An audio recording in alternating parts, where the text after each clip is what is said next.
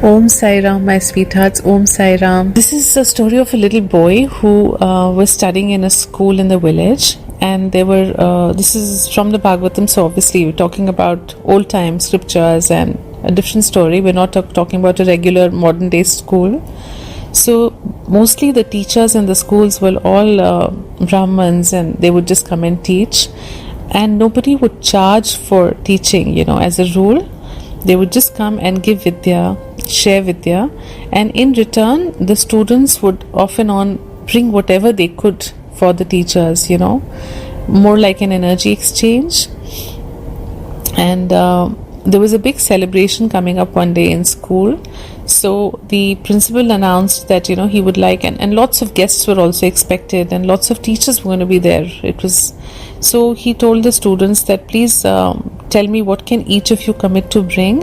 Whatever you bring, we will use it that day for the event, for the teachers.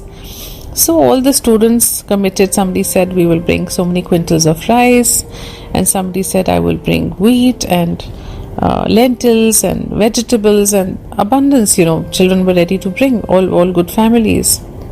There was one little boy there who was from a very poor family, and he was a little nervous as to what to commit, because he knew they didn't even have food to eat themselves. So what could he bring and offer?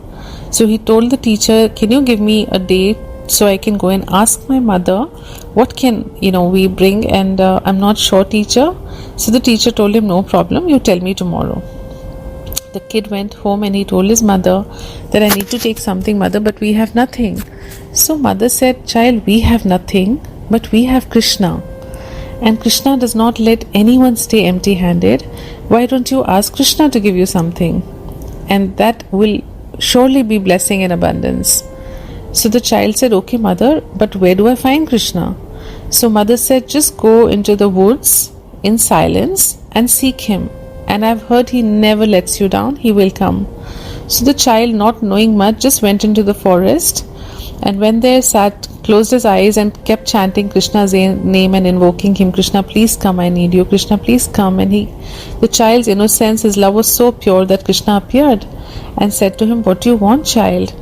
And then the child explained to him that this is what I need for school. And Krishna said, no problem. Tell your teacher that on that day you will bring curds. The child was very excited. He said, okay Krishna, thank you. Will you come and give it to me? He said, yes, I will.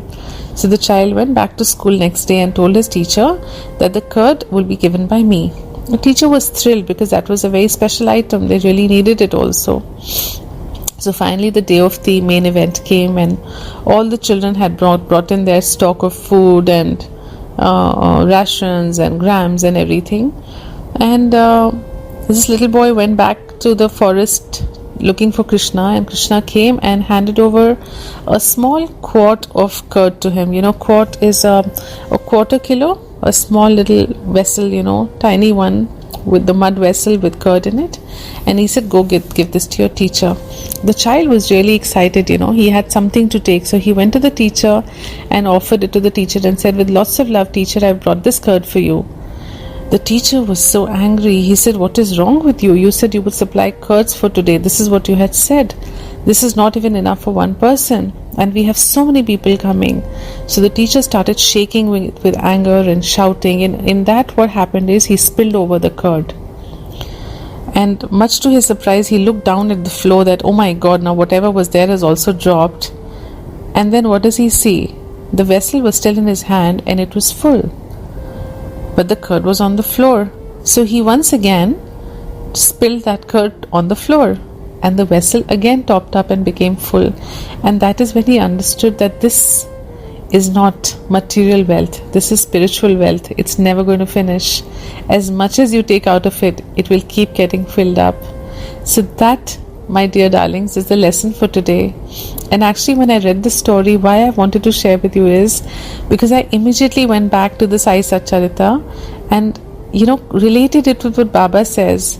He also says that my spiritual wealth is full. Keep taking cartloads, as much as you want, it's not going to finish. Same thing for Krishna's curd. Keep taking as much as you want, it's not going to finish. So that is the beauty of spiritual wealth. It's endless, it's beautiful, it's marvelous. In the material world, we say 1 minus 1 is equal to 0. But in the spiritual world, 1 minus 1 remains 1 only. So when you take that 1 out of the 1, which means you take the curd out of that vessel of curd, it still stays 1. It's still full.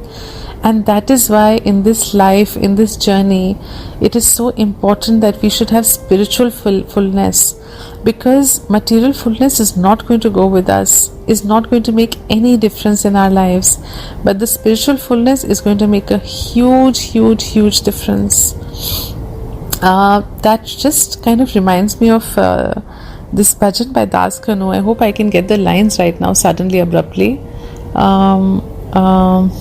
खाली ज़माना मैंने गवाया, साथी आखिर का किया ना कोई, रहम नज़र करो अब मोरे साईं, तुम बिन नहीं मोए माँ बाप भाई. So he says, खाली ज़माना मैंने गवाया, I've lost this world empty handed. खाली ज़माना मैंने गवाया, I've lost everything, I'm still empty handed.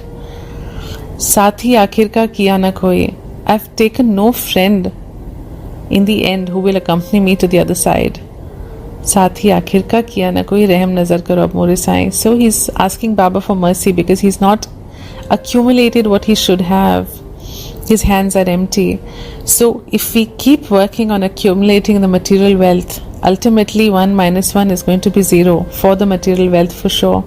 So when we go, even if there is 100 or 1,000 or million, it will still be equivalent to a 0. But if we have little bit of spiritual wealth, it's only going to stay the way it is. Nothing can take that away from us. Nothing can take that away. I think I love that story, and I'm happy to share it with you. Om Sai, Om Sai, Om Sai.